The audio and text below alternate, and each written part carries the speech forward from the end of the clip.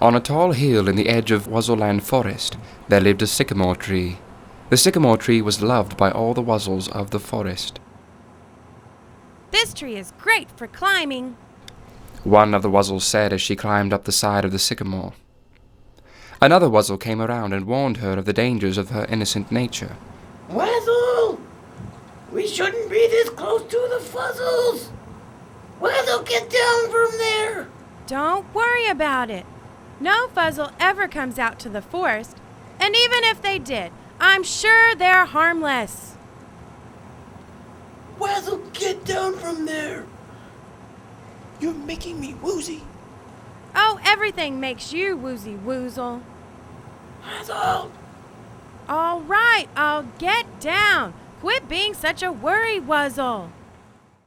So the Wuzzles retired back into the forest from whence they had came, even though downtown Fuzzleland was just down the hill from the edge of the forest. But the Wuzzles were never very interested in downtown Fuzzleland anyway, and they rarely paid it any mind, for the Wuzzles were never very interested in material possessions. Now the Fuzzles, on the other hand, cared very much for material possessions, and some of them worked very, very hard in order to collect as many as they could. One Fuzzle even bought the sleepy tree. Now, we're going to have all these trees cut down. We need to build my summer home right on this hill, so I can be far enough away from those other Fuzzles, but I can still see out over my beautiful buildings. Yeah, right, boss! The Fuzzle that bought the sleepy tree was the richest Fuzzle in all Fuzzleland. Most Fuzzles lived downtown inside the boundaries of the city, but this Fuzzle had so many Fuzzle notes that he could afford to lobby for the city to be rezoned just for him. He bought the land at the edge of the forest where the sleepy tree lived. He had just ordered for the sleepy tree to be cut down when something made him change his mind. On second thought, leave this one. It provides some nice shade for my patio, and I'll be able to stand out here in the shade and look out over my beautiful buildings. The Fuzzle began planning out his new summer home, and one by one the sleepy tree's friends were cut down all around him, whilst the sleepy tree slept. He slept as the new house was built right beside him, and he slept through all the seasons of the moon, until one day he awoke to see that his friends were gone. Pecan, Pine, Willow, where did everybody go? Did my friends just leave me? How did they do that? I've never been able to get my roots out of the ground. Oh well. Just then the sleepy tree noticed there was a house beside him that was never there before. Oh, hello. I didn't even notice I had a new neighbor. What kind of tree are you? But the sleepy tree could not get any response from the house, for no house would ever lower themselves to talking with trees. A house is far too dignified for that. Oh, maybe he's asleep.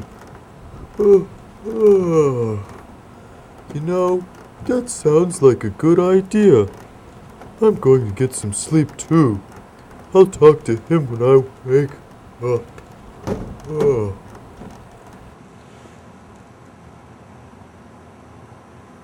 What a wondrous view it is out here. The day lights up the skyscrapers and the lights on the skyscrapers light up the night. What a wondrous fuzzlescape. Yes! I can't say much for this tree being in the way, though. If it wasn't for this tree, I would be able to see the buildings from inside. I do hate having to go outdoors. But honey, the tree provides shade. But it is so plain. I know. I'll decorate it with some expensive jewels. No more expensive jewellery. Honey, we talked about that. I need to spend all my money on my empire. We can't afford any more jewellery. Honey! The rich Fuzzle's wife decorated the sleepy tree with expensive jewelry, even though the rich Fuzzle was saving that money for his empire. When the sleepy tree woke up, he had 3 of the most beautiful gems fastened to his trunk. One was blue as the deepest part of the clear blue sky. One was green as the greenest leaf in the very center of the forest. And the third was red as the red sand that runs along the banks of the Red River. When the sleepy tree woke up, He had no idea that he was decorated so beautifully.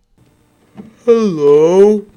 I just had a dream that I was part of high society, and I was at this ball wearing jewelry. You are wearing jewels, but you aren't part of high society. You're just a tree, said the house. Oh, hello. I didn't know you were awake. I'm Simon. The house did not respond. I'm a sycamore.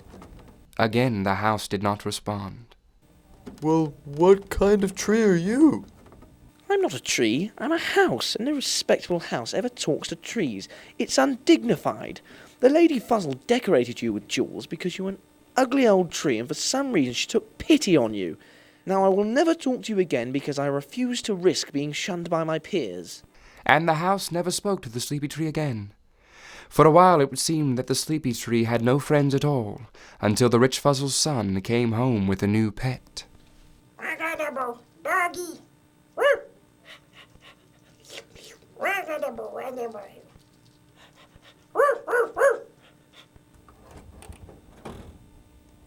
Hello there. You are the most beautiful tree I have ever seen, said the dog. With those jewels you look like a Fuzzle star, he said. And just like that, the sleepy tree had made a new friend. Meanwhile, there was a crow that was on her way to Mexico to live in her cousin's cornfield for the summer. She was running late, as crows always do, and she planned to fly through downtown Fuzzleland to make it there on time. Most crows hated flying through Fuzzleland. Fuzzleland is a dull place for crows, and the ones that live there are mean-tempered and foul because of it. The crow decided that she would rest first, and then fly over all of Fuzzleland in one day. She took her perch at the edge of Wuzzleland Forest, and rested on the ground by the sleepy tree. There she slept all night long. That night the moon was shining so bright that the sleepy tree could see all of Fuzzleland. He looked out and was fascinated by the things he saw. He had never been very interested in Fuzzleland before, for like Wuzzles, trees were not very interested in material things. But now that his friends were gone, Fuzzleland was all he could see, and he watched it all night long. All the while the crow slept, and the Fuzzle dog slept. The house slept, and even the moon slept. But the sleepy tree did not sleep. He was too sad. Meanwhile, the little crow that was asleep at his feet was awakened by a drop of water. How strange, thought the crow. Rain, but not a cloud in the sky. What good is a tree if it does not block the rain, thought the crow.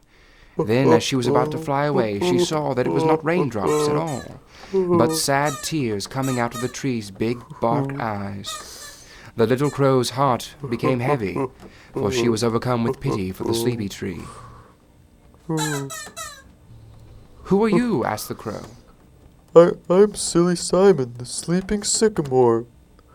Back when there was nothing but forest all around me, I used to be known as the sleepy tree because I loved to sleep.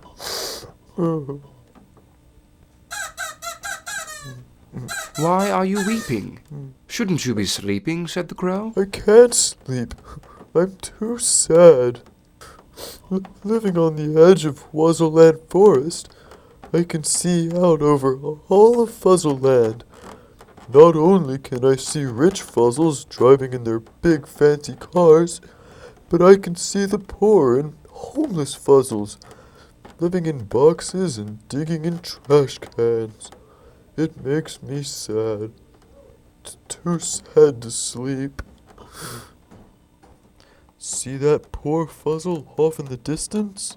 She's very sick and she needs an operation, but she doesn't have any Fuzzle insurance. The doctors won't operate on you if you don't have Fuzzle insurance, but she can't afford any because she's very poor. Crow, Crow, little Crow, will you take the blue sapphire from my trunk and fly down to where she is and give it to her? My roots are stuck in the ground, and I'm not able to move. My friends were able to move. They somehow lifted their roots and left one day when I was sleeping, but I've never been able to do it. Will you please take it to her? I cannot, said the crow. I hate downtown Fuzzleland. City crows are mean. But the sleepy tree looked so sad that the little crow finally agreed. The crow flew over Fuzzleland, over the tall skyscrapers and over the cars until she came to the place where the sick Fuzzle was. The crow gave her the blue sapphire, and the sick Fuzzle was overjoyed. Wow! What a beautiful jewel!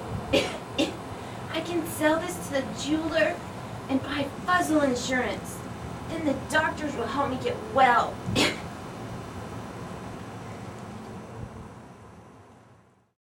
The crow felt warm inside when she saw how happy the Fuzzle was.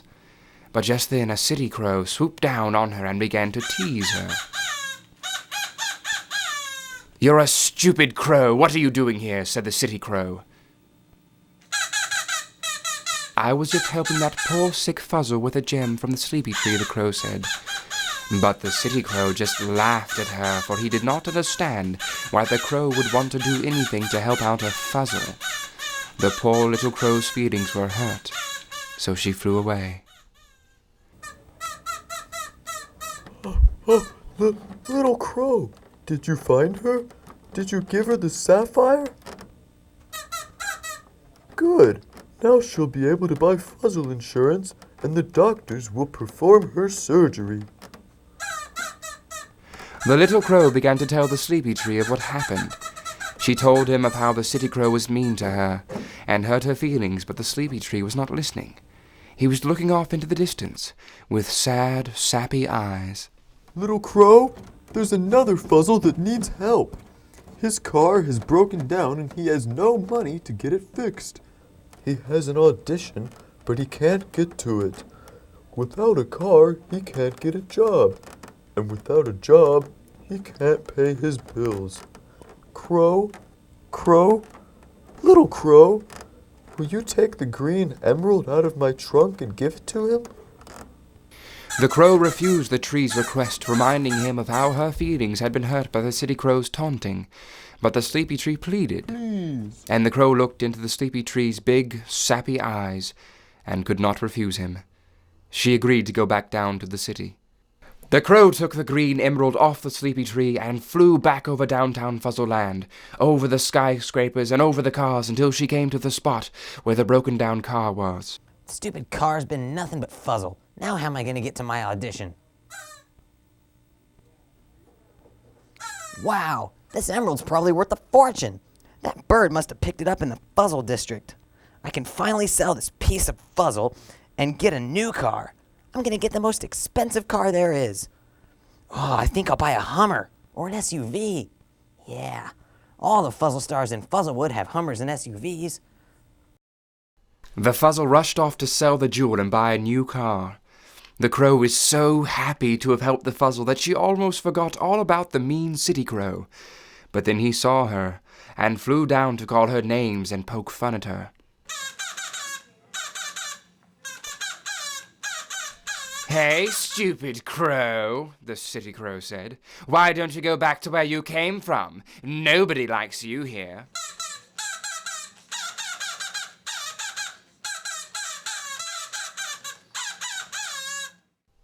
The little crow's feelings were hurt by the city crow's remarks, and she flew back to the sleepy tree in tears. What's wrong, little crow?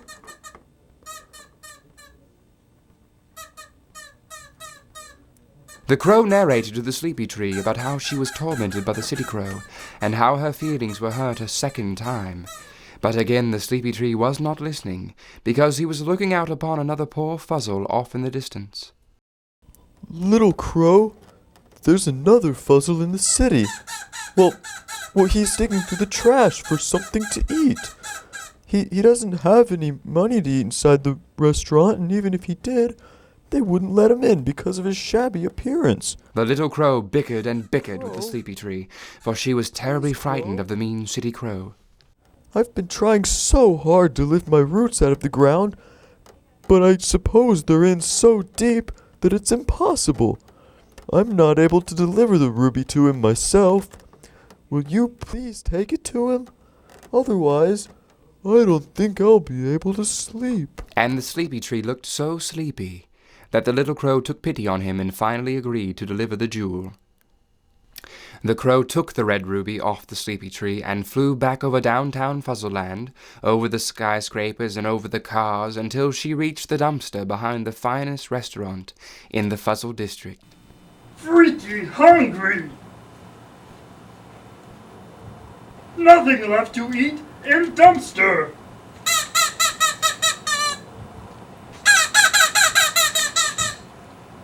Ooh, what shiny piece of glass!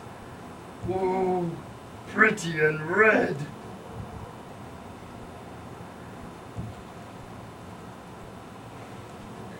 It looked like shiny red tomato! Shiny red tomato! Yum! Bet it. Tasty piece of glass. Yum!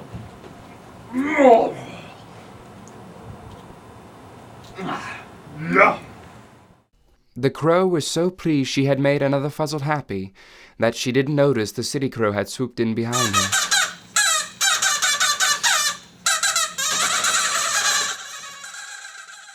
Little crow, did you give the hungry Fuzzle the red ruby? Oh, good. But little crow, what happened to your cheek? It looks like you got in a fight. The little crow recanted her tale about how the mean city crow had beaten her up, but the sleepy tree was not listening. He was looking off in the distance at another Fuzzle who was in need. Little crow, there's another poor Fuzzle that needs help. But the crow, the poor little Fuzzle doesn't have a home and she's freezing.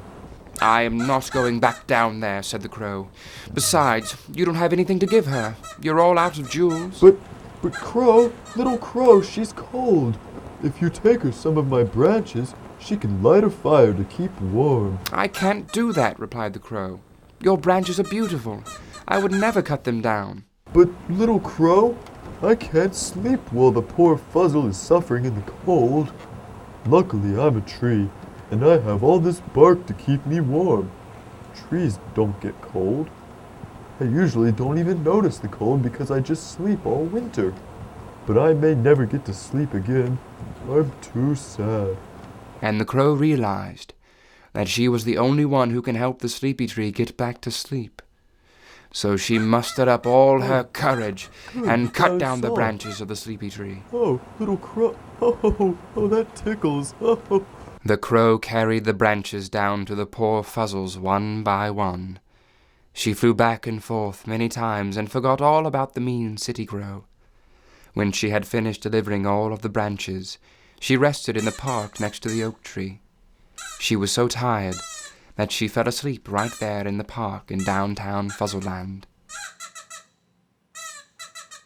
The sleepy tree saw that the homeless Fuzzles had firewood to keep them warm, and he was happy. Homeless Fuzzles are warm now. That makes me so happy. All this worrying has made me tired. I'm going to get some sleep.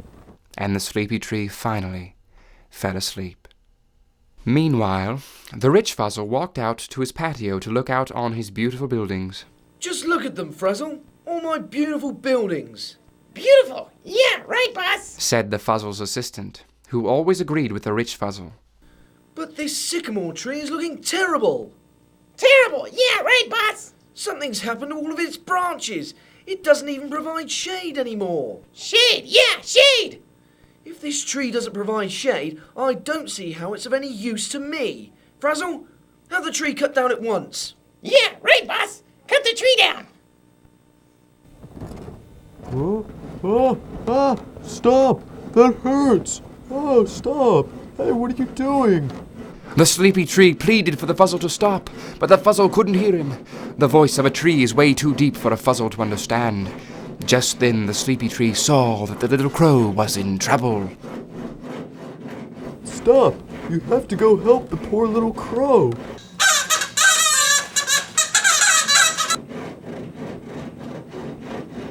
Oh, that hurts. Why are you doing that? Stop it.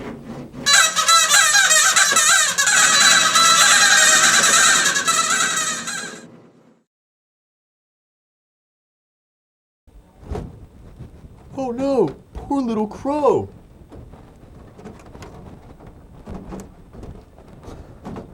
Oh, it was just a dream. I'm glad the little crow is okay. And all those poor little fuzzles with no place to live? That was just a dream too. I sure am glad I live in the tree house where everything is fine. Oh no.